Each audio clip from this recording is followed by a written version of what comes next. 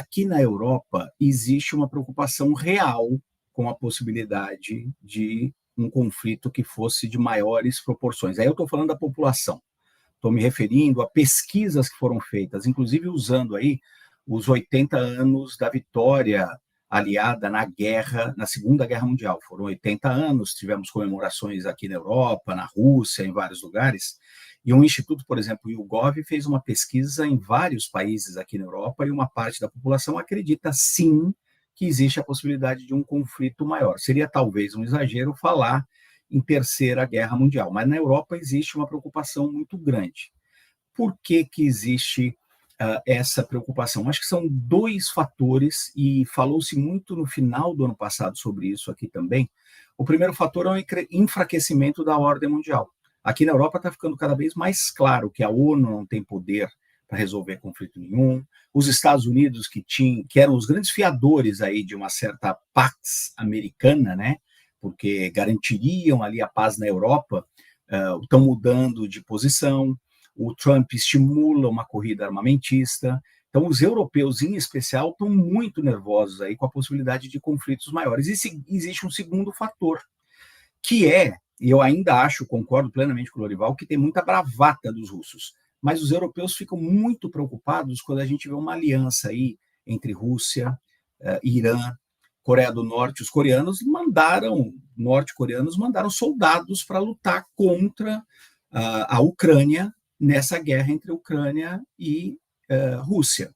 Eles compram, os russos, muitos armamentos, especialmente drones dos iranianos, e no pano de fundo, o grande rival dos Estados Unidos, a China, que tem excelentes relações com todos esses países. Então, na Europa, existe uma apreensão muito grande com relação a isso. Isso quer dizer que vamos ter uma guerra, etc.? Não, não quer dizer, mas existe uma preocupação muito grande. E aqui tem o seguinte também, precisamos levar em consideração que essa é a maior guerra em solo europeu desde justamente da Segunda Guerra Mundial, então os europeus estão bastante assustados, e quanto mais próximo os países estão da Rússia, mais assustados ainda eles ficam. Então, quando uma autoridade russa faz essas bravatas, e eu queria insistir no ponto que o Lorival muito bem colocou, que são bravatas, quando eles fazem isso, eles causam uma preocupação na população. Então, com relação à possibilidade aí de uma pacificação com o Trump, os europeus, pelo menos, não acreditam nisso, e o Trump tem estimulado uma corrida armamentista. Muitos países aqui na Europa cortando, inclusive,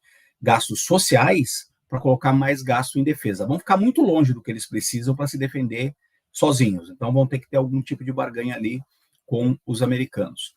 E o outro ponto com relação à Alemanha, que a Hebe Maza nos mandou essa pergunta, que é importante, eu acho, a gente precisa lembrar que a Alemanha é um dos países que mais ajudou a Ucrânia desde o início da guerra. É o segundo país que mais deu recursos para os ucranianos, só depois dos Estados Unidos. Se você colocar a União Europeia toda junta, ela deu mais recursos, obviamente, porque tem os recursos da Alemanha, da França, do Reino Unido, que também deu muito dinheiro financeiro e ajuda militar.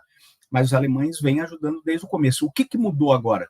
Temos um novo governo na Alemanha, de centro-direita, que fez campanha, o Friedrich Merz, que é o chanceler, fez campanha durante a eleição na Alemanha, que eu fui cobrir lá em Berlim, contra o que ele chamava do governo anterior de ser muito mole com a Ucrânia, com a Rússia, que ele deveria ser mais duro.